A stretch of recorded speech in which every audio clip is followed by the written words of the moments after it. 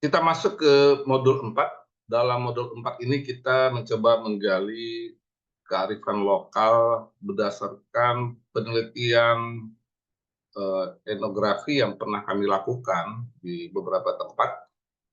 Pertama adalah kearifan lokal masyarakat Baun Bango. Masyarakat ini berada di, Kalimantan Tengah, tinggal di tepian Sungai Katingan.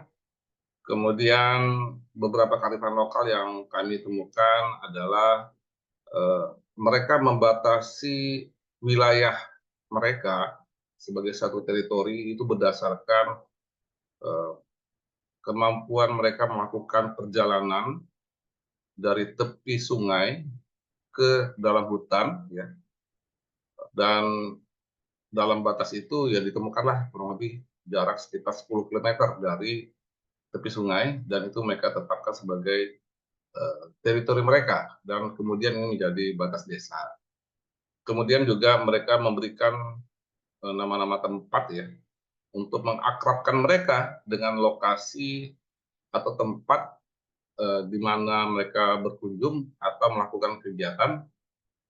Kemudian sebagaimana umumnya dengan kebudayaan Dayak, mereka juga menentukan, tempat-tempat dan lokasi yang sakral ya.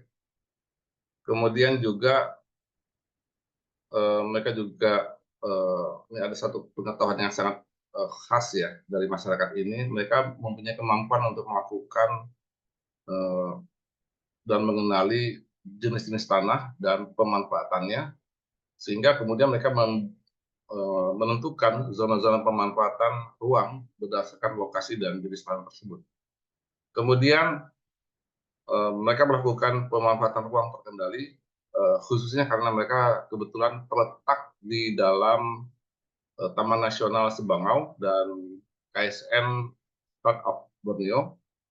Mereka juga melakukan pencadangan sumber daya alam, menentukan, di mana eksploitasi bisa dilakukan dalam jangka pendek dan, jangka panjang. Kita masuk ke yang kedua adalah, eee, masyarakat, Penglipuran ya, yang terletak di, Kabupaten Bangli, Bali. Kebetulan, mereka ini letaknya dekat dengan jalur jalan dan lintasan wisata regional, Bangli Kintamani sampai ke Gianyar ya, dan, ada beberapa kearifan lokal yang dapat kita temukan. Pertama adalah, mereka melestarikan, kebudayaan Bali kuno atau Bali Aga. Ini adalah kebudayaan, Bali asli yang belum terpengaruh dengan, kedatangan kerajaan Hindu Majapahit. Berdasarkan kepercayaan mereka, mereka juga melakukan penataan ruang secara kosmis, artinya memperhatikan, orientasi mata angin ya, kemudian juga mereka mematuhi awik-awik atau peraturan adat ya, dan mereka juga menerapkan asta bumi dan asta kosali. Ini adalah suatu kaidah penataan ruang, asli Bali ya.